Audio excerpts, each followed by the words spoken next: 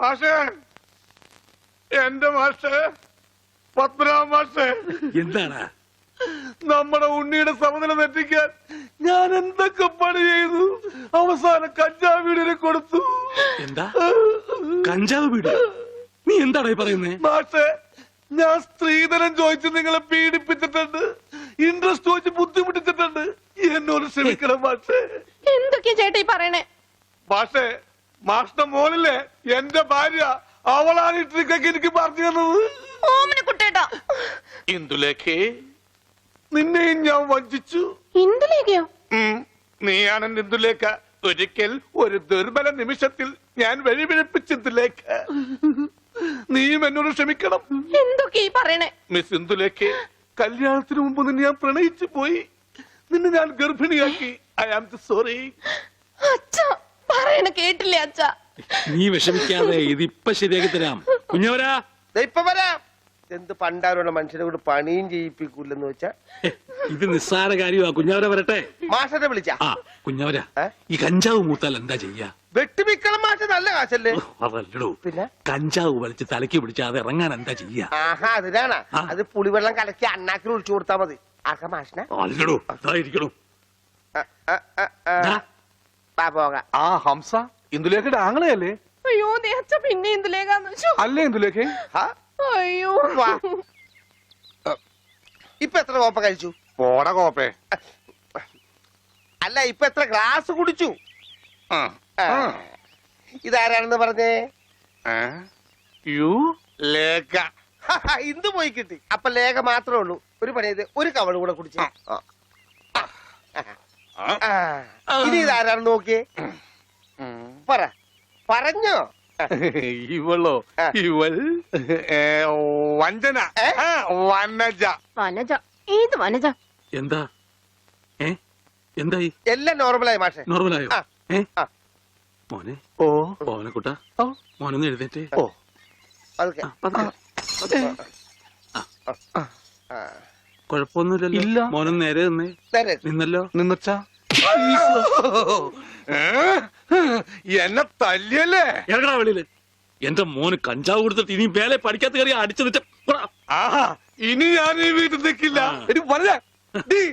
പറഞ്ഞിട്ടില്ലടി, ഇനി നമ്മൾ ഒരു നിമിഷം വീട്ടിൽ നിൽക്കില്ല. വാടി. ഞാനങ്ങ് തന്നാലുണ്ടല്ലോ, ഇനി എന്നെ കണ്ണിന്റെ മുമ്പിൽ കണ്ടുപോരുത്. നിങ്ങളുടെ ഇന്ദുലേഖ ഉണ്ടല്ലോ, അവളുടെ കൂടെ പോയി പുറത്തു. അളിയാ, നേരത്തെ തോളത്തെ പേടിയുണ്ടാ? എനിക്കൊന്നും ആയില്ല. ബട്ട് എനിക്കെല്ലാമായി തൃപ്തിയായി. പേടി ഓടാ.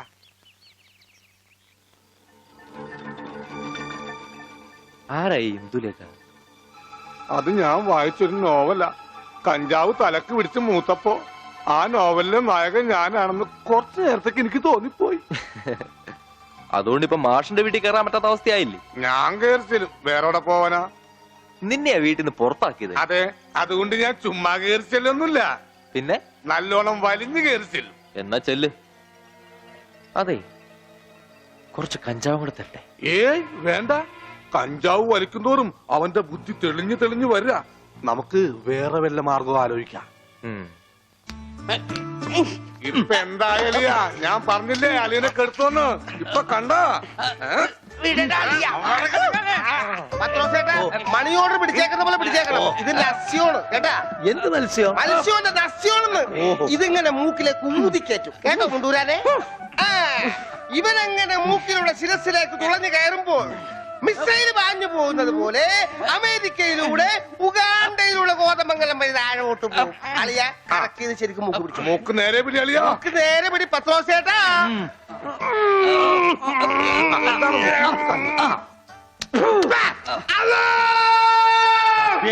പാങ്ക് കൊടുക്കുന്നത് പിന്നെ ശിരസിൽ കയറിയ പള്ളി പണി അടിക്കാൻ പറ്റുവാടാ. അല്ലോ ഇരിക്കൂ, സമാധാനമായിരിക്കൂ. അതൊന്നും കേട്ട് പേടിക്കണ്ട, നസ്യം ചെയ്യുന്നതാണ്. സാധാരണ ഈ ഷോക്ക് ട്രീറ്റ്മെന്റ് കൊടുക്കുന്നതിന് പകരം ആയുർവേദത്തിലുള്ള ഒരു പ്രയോഗമാണ് നസ്യം. സ്മൃതിഭ്രംശം വന്നവർക്ക് അത് കൊടുത്താൽ കഴിഞ്ഞതൊക്കെ ഓർമ്മ വരുമെന്നാണ് ആചാര്യന്മാർ പറയുന്നത്. ഓർമ്മ വന്നു, ഓർമ്മ വന്നു. എനിക്ക് എല്ലാം ഓർമ്മ വന്നു. കഴിഞ്ഞ ജന്മത്തിൽ നടന്ന എല്ലാ സംഭവങ്ങളും എനിക്ക് ഒറ്റയടിക്ക് ഓർമ്മ വന്നു. ആ നസ്യം എന്റെ നോസിനേക്കാണ് ഊതി കയറ്റിയത്.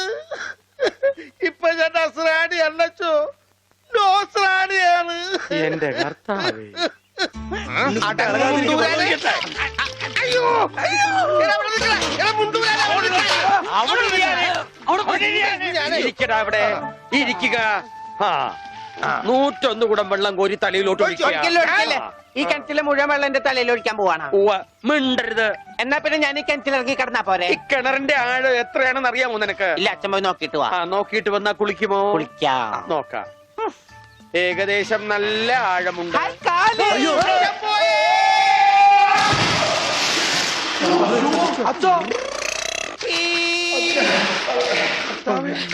ആരെങ്കിലും ഒന്ന് ഇത്ര തമ്മിൽ വരിക.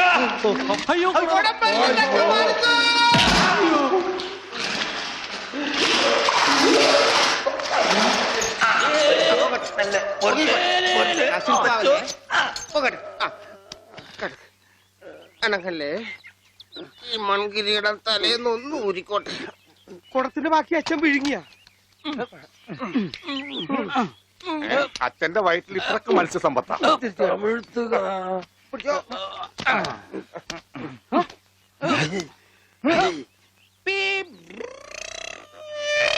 ഇവൻ അങ്ങടെ ഈ ബാണം വിട്ട പോലെ ഓടണത്. ആരുടെയെങ്കിലും മുണ്ടരിക്കാനാവും.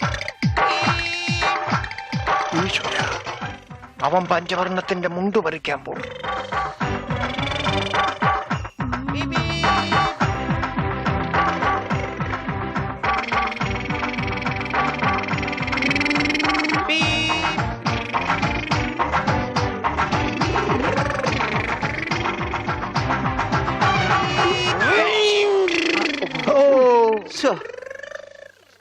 വെറുതെ കൊതിപ്പിച്ച് അല്ലേലും ഇവനൊന്നും ആവശ്യത്തിന് ഉപകരിക്കില്ല.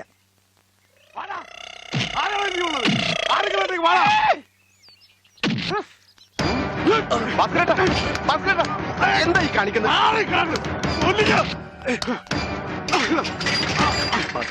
നമുക്ക് അടി കോംപ്രമൈസ് ഇല്ല. അടിയിൽ ഒരു കോംപ്രമൈസ് ഇല്ല. ഈ വര കടന്നു വന്നവരാരും അമ്മയെ കണ്ട് മരിച്ചിട്ടില്ലടാ. ഈ റൗഡി ഭാസ്കര പുലിയാടാ, പുലി. ഭാസ്കരൻ മുണ്ട് മടക്കി കുത്തിയിട്ടുണ്ടെങ്കിൽ ഇവിടെ ചോരപ്പുഴ ഒഴുകൂടാ.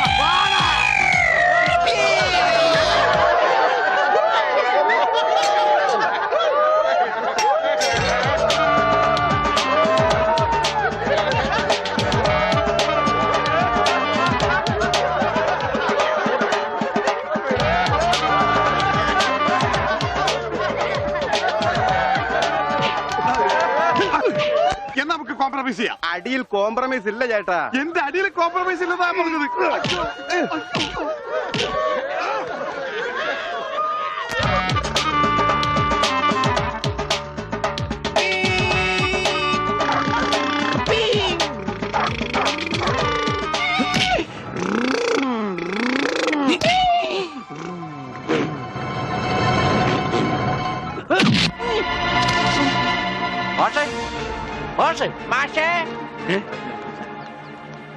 എന്താണ് അച്ഛാ, ഇത് കണ്ട? എന്താ ഗോപി?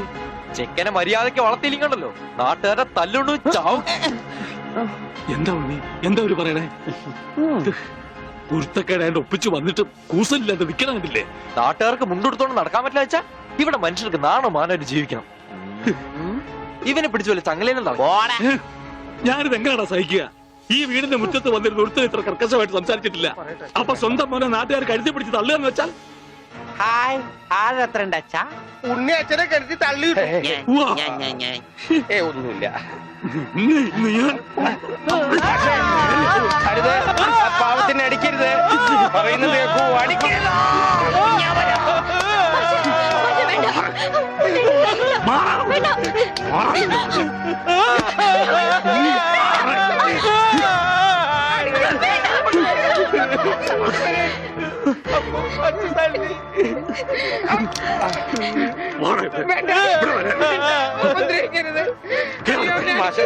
ഇനി പഠിക്കുന്നു.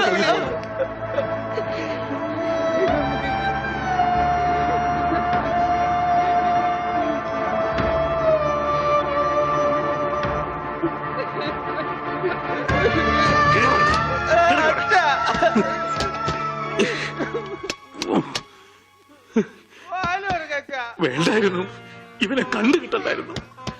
ഒന്നും മനഃപൂർവ്വമല്ലല്ലോ മാഷെ. ഉണ്ണിയേട്ടന്റെ അസുഖമല്ലേ ഇങ്ങനെയൊക്കെ ചെയ്യിക്കുന്നേ? അച്ഛാ വാലോർക്കച്ചാ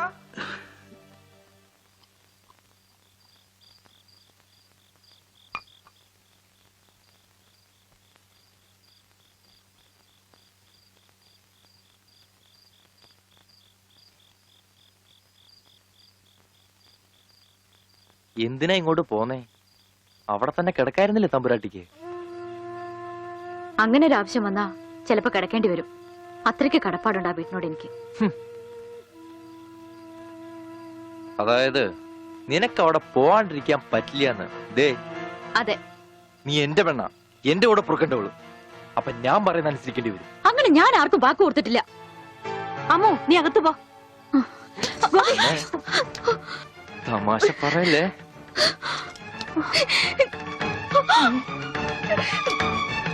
നീ എന്റെ പെണ്ണാണെന്നുള്ളത് നാട്ടുകാരെ അറിയിക്കേണ്ട കാര്യം എനിക്കില്ല.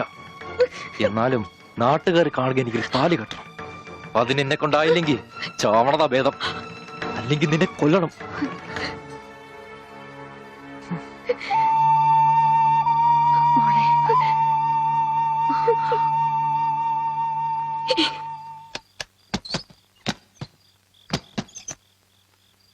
ഉണ്ണി, ഉണ്ണി, അച്ഛാ കൈ